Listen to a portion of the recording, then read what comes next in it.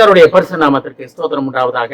இன்றைய ஜீவ வார்த்தை நிகழ்ச்சியை கேட்டுக்கொண்டிருக்கும் அனைவரையும் கர்த்தருடைய பரிசு நாமத்தினால் வாழ்த்துகிறேன், ஆசீர்வதிக்கிறேன். இன்றைய தின தியானத்திற்கு தேவன் கொடுத்த வேத பகுதி அது அப்போஸ்தலர் நடவடிக்கைகள் புஸ்தகம் 5ஆம் அதிகாரம், அதில் 29ஆம் வசனம். அப்போஸ்தலர் 5:29. அதற்கு பேதுருவும் மற்ற அப்போஸ்தலரும், மனுஷருக்கு கீழ்ப்படிதலை பார்க்கிலும் தேவனுக்கு கீழ்ப்படுகிறதே அவசியமாய் இருக்கிறது. இன்றைய தினம் இதை கேட்டுக்கொண்டு தேவ பிள்ளைகளே, தேவனுக்கு கீழ்ப்படிவதே அவசியம் என்று தேவன் உங்களிடம் சொல்ல ஆசைப்படுகிறார். உலகத்தில் அவசியமான காரியங்கள் அநேகம் உண்டு, தேவையான காரியங்கள் அநேகம் உண்டு. ஆனாலும் அதற்கெல்லாம் மேலான ஒரு காரியம் என்னவென்றால் தேவனுக்கு கீழ்ப்படிதல், தேவனுக்கு பயந்து நடத்தல், தேவனுடைய வார்த்தைகளுக்கு கேட்டு அதன்படி நடப்பது தான் கீழ்ப்படிதல். அப்ப தேவனுடைய வார்த்தைக்கு சித்தத்துக்கு புரிந்து கொண்டு நடப்பது தான் கீழ்ப்படிதல். உலகத்துல உயர்வுக்கு ஒரு படிப்புல நல்லபடியாக படிச்சு நல்ல மார்க் எடுத்து நல்ல ரேங்க் எடுத்து நல்ல டிஸ்டிங்ஷன்ல பாஸ் பண்ணி நல்ல வேலைக்கு போகணும் அப்படின்னா பள்ளிக்கூடத்துல ஒரு கீழ்ப்படிதல் அவசியமாக இருக்கிறது. எல்கேஜில இருந்து நீங்க காலேஜ் முடிக்கிற வரைக்கும் அந்த கல்லூரியின் ஸ்கூலின் சட்டத்திட்டங்களுக்கு உடன்பட்டு தான் நீங்க நடக்க முடியும்.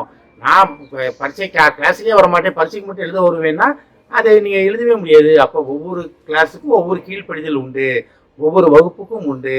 நீங்க ஒரு நல்ல பெரிய வேலைக்கு போயிட்டீங்க, ஒரு ஐஏஎஸ் ஆயிட்டீங்க, ஐபிஎஸ் ஆயிட்டீங்க, உங்களுக்கும் கீழ்ப்படிதல் தேவை. உங்களுக்கு மேல் அதிகாரிகள் உண்டு, அரசு உயர் அதிகாரிகள் உண்டு, அவங்களுக்கு கீழ்ப்பட்டு நடக்க வேண்டும்.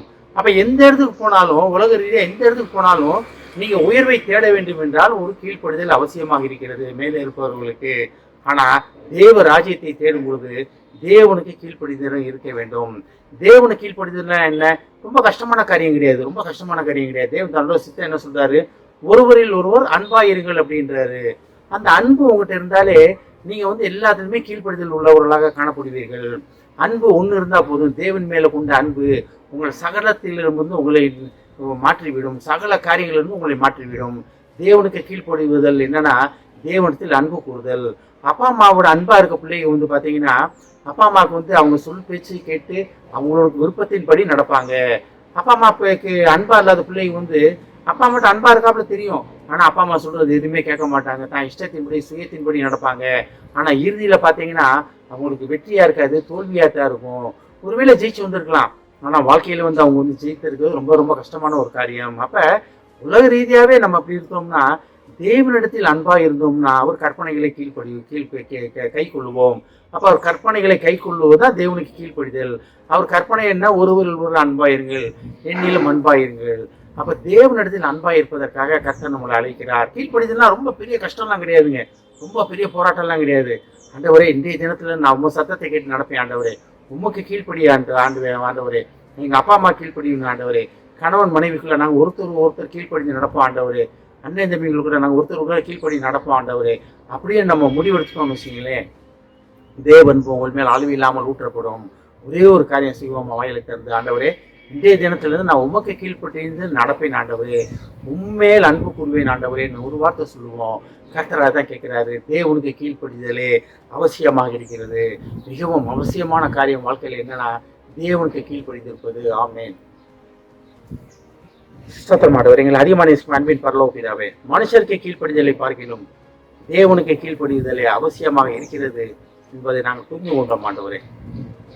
உண்மையில் அன்பு கூறுவதே நாங்கள் உங்களுக்கு கீழ்ப்படிதலின் ஆரம்பம் என்பதை உணர்ந்து கொண்டோம் ஆண்டவரே. பேசுதாமே மாய்மாலமற்ற அன்பு உண்மையில் நாங்கள் செலுத்த நீர் எங்களை அழைப்பதற்காக நன்றியார். நீர் எங்கள் மேல் அன்பாக இருக்கிறீர் ஆண்டவரே. ஆனால் நாங்கள் உண்மையில் உண்மையாக அன்பாக இருக்க நீர் அழைத்துக் கொண்டிருப்பதற்காக நன்றியானவர். அழைத்து அவர் உண்மை உள்ளவர் ஆண்டவரே.